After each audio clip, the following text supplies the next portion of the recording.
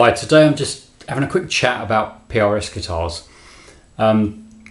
This is a PRS, Paul Reed Smith. This one is called an NF3 from 2011, this particular one. You don't see that many of these now, but these are amazing guitars. But yeah, I've had a funny kind of sort of relationship with PRS since they started. When they started, or just a few years after they started, I was working in a Saturday job when I was at school. I was working in a music shop, and there was a second-hand, I think it was a Custom 24 blue guitar, and I was all set to buy that, and I was getting a good deal because I worked in the shop, and then I saw a Gibson 335 that someone showed me that was for sale, which I ended up buying, which I've had since then, and I'm talking about 1989, I think, 88, 89. So I bought this 335 instead of the PRS, and I don't regret it because the 335 has been brilliant, and it's been one of my favourite guitars ever since. But that was my first sort of experience of PRS guitars. And then I started, when I started doing this more for a living, I used to set people's guitars up and play other people's guitars, you know, if they were showing me their guitar. And I did come across PRSs, and they never really did it for me. I always thought they were just perfect, but really soulless, and not like picking up a nice Telly or a Les Paul or something where it's got its own kind of character. PRS guitars seem characterless and, yeah, very perfect, but just a bit boring and didn't do it for me. Some of them looked like bits of furniture, and it just wasn't my kind of thing. And then one day I went into another guitar shop that a friend of mine was running, and he handed me this second-hand PRS and said, "Try this. I know you don't like PRS. Try this." And I didn't plug it in. I just have a quick play on it, and it was amazing. I don't even know what it was. I think it was probably a Custom 24 again, or maybe it might have even been a CE model. I'm not too sure. I'm going back well over 20 years now. And that was brilliant, and that made me think, actually, yeah, maybe there is something about these PRS guitars that I could like. Anyway, didn't think any more about PRSs, tried a few others over the years. They didn't do it for me, not my kind of thing. And then I had a Strat I was selling. This is a few years ago, this is probably 10 years ago now. And I was selling this Strat, and someone locally messaged me and said, I want the Strat, but I haven't got any money. Do you fancy doing a trade or a swap for a PRS? And it was a S2. It's when the S2s had just come out. It was an S2 mirror, which is the one that's a bit like an SG, double cutaway, sort of even cutaways. And I fully intended to get that guitar as a swap because I couldn't get rid of this Strat, so get rid of it, get this PRS. PRS I know are popular. I thought it'd be easy to sell. I didn't intend to play it at all. I just thought I'll just be able to get rid of that.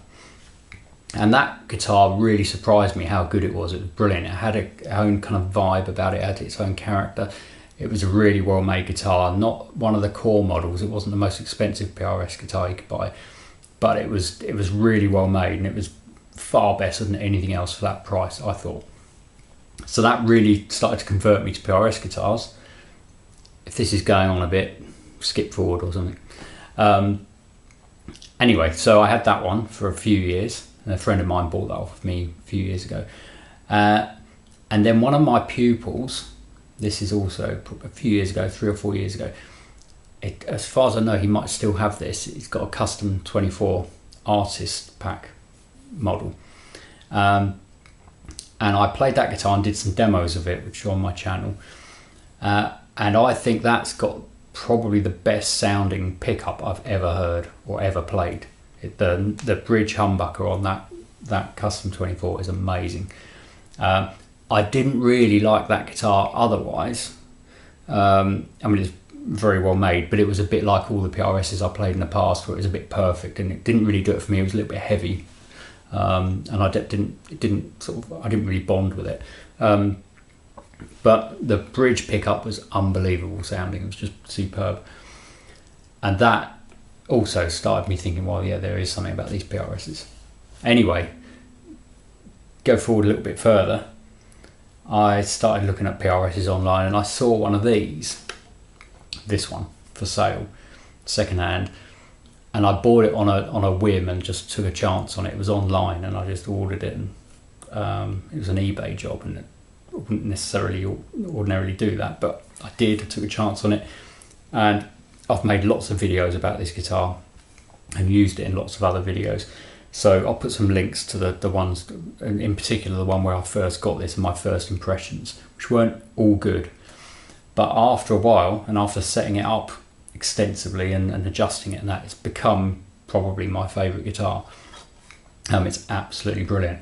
And since I got this, I've bought 2 others, and they were equally good, but I couldn't justify having 2. And then obviously wouldn't have been able to justify having 3.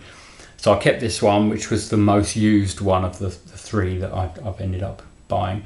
It's got the most knocks and things on it, so it's not so good for reselling. So I sold the other 2, and both brilliant guitars, though, as good as this one.